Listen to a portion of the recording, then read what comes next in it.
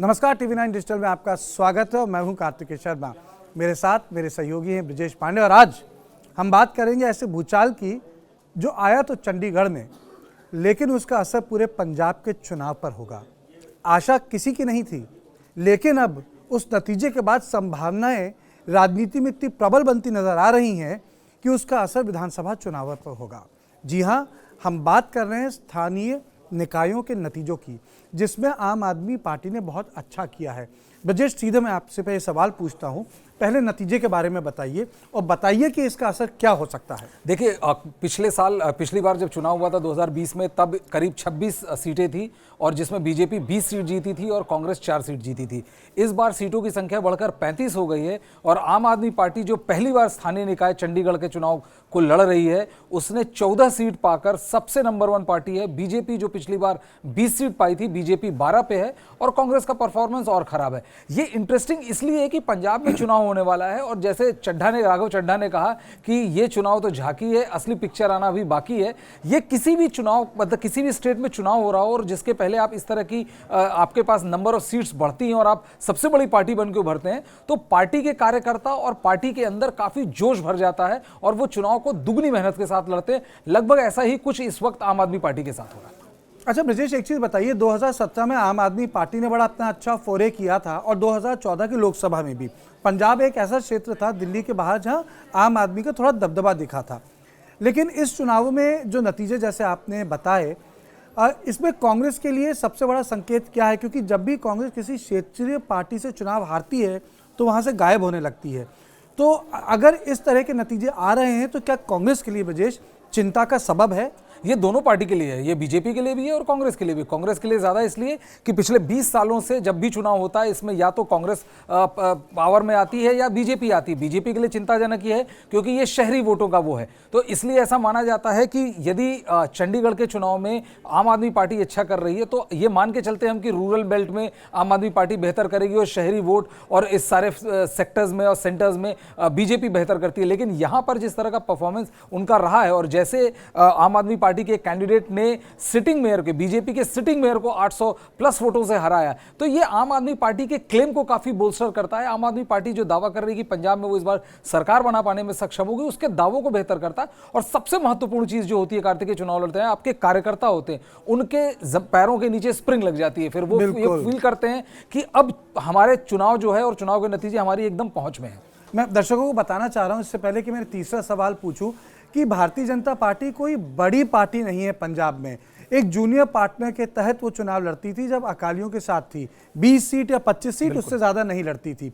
यानी दबदबा या रौला आप कह लीजिए, या जिसे कहते हैं चुनावी, जिसे कह सकते हैं फाइट कह लीजिए, वो अकाली दल और कांग्रेस के बीच हुआ करती थी। लेकिन अब मामला 4 तरफ फैल गया है। एक अमरिंदर सिंह भाजपा का हो गया संगठन, एक आप हो गई, एक कांग्रेस हो गई और उसमें अकाली दल और बसपा हो गया। इसमें जो मामला 4 तरीके से फैला है, क्या इसमें संभावना है कि आम आदमी पार्टी का जो परफॉर्मेंस है वो इंप्रूव हो जाए? और उसमें कैवेट लगा देता हूं, पिछली बार भी उनकी सीटें मालवाई से ही थी। देखिए, अब इसमें सबसे महत्वपूर्ण चीज़ ये है कि आम आदमी पार्टी जो ये पर्टिकुलर चुनाव है, इससे उनको काफ़ी हौसला बढ़ेगा। कांग्रेस के लिए अच्छी खबर इसलिए नहीं है कि कांग्रेस के जिस तरह से कांग्रेस को जीतना चाहिए, कांग्रेस का वो परफॉर्मेंस नहीं आया। कांग्रेस के लिए अच्छी खबर इसलिए भी नहीं है कि जस्ट अभी कुछ ही दिनों पहले कांग्रेस में सत्ता परिवर्तन हुआ, कैप्टन अलग हुए, सिद्धू और चन्नी को बनाया गया मुख्यमंत्री, और ऐसा माना जा रहा था कि चन्नी ने he has hit the ground running, और जिस तरह की वो पूरी एक्टिविटीज़ थी, ऐसा लग रहा था कि वो स्थिति को संभाल पाएंगे। तो क्या ये एक संकेत है कि स्थिति बिल्कुल बिगड़ गई है और कैप्टन दोबारा बीजेपी के साथ आए? तो क्या कैप्टन बीजेपी को एक बेटर पॉलिटिकल फोर्स या एक political force with any kind of electoral consequence बना पाएंगे या नहीं बना पाएंगे? ये सारी चीजें देखना बेहद महत्वपूर्ण है। लेकिन असली में चुनाव की जो लड़ाई है वो होगी आम आदमी पार्टी और कांग्रेस के बीच, क्योंकि जो बाकी दल हैं सब में विघटन हो चुका है। शिरोमणि अकाली दल और बीजेपी एक बड़ा पोटेंट फोर्स था, वहां पे उन्होंने राज किया। कैप्टन ने इंश्योर किया कि आम आदमी पार्टी, पिछली बार भी लगा कि आम आदमी पार्टी ही चुनाव जीत के आएगी, लेकिन कैप्टन ने कांग्रेस की वैतरणी पार कर दी। अब न शिरोमणि अकाली दल बीजेपी के साथ है, न कैप्टन कांग्रेस के साथ है। इसमें बड़ी अजीब चीज हो रही है ब्रजेश, ये बताइए, होता यह है कि लोग मिलते हैं और फिर सत्ता पक्ष को हराने की कोशिश करते हैं। 77 में हुआ कि सब लोग मिल गए, एक नई एंटिटी बनी, जनसंघ भी मिल गया, जनता पार्टी बनी, लेकिन जो तारतम्य है विपक्ष का वो थोड़ा भी बिखरा हुआ है। यानी विपक्ष की स्पेस में तृणमूल और आम आदमी पार्टी भी हाथ मार रहे हैं, वहीं अखिलेश वहां मजबूत निकलते हुए आ रहे हैं।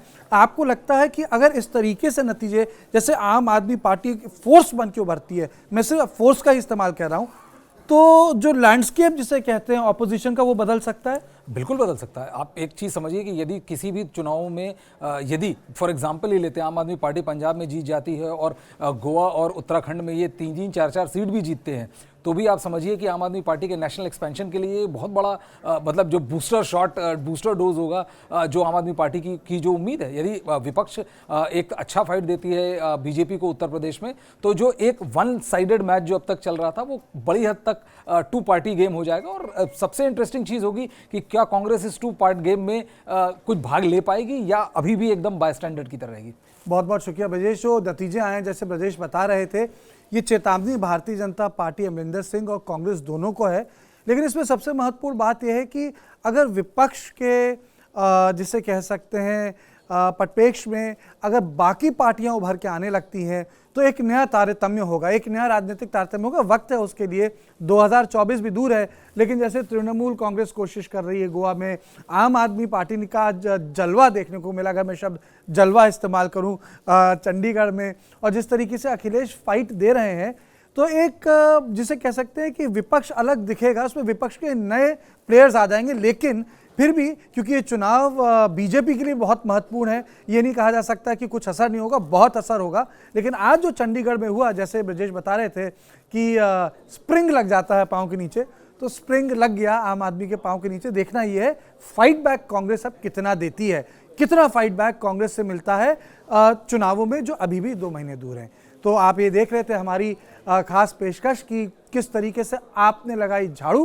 प्रदेश और दुनिया की बाकी खबरों के लिए आप देखते रहें TV9 डिजिटल।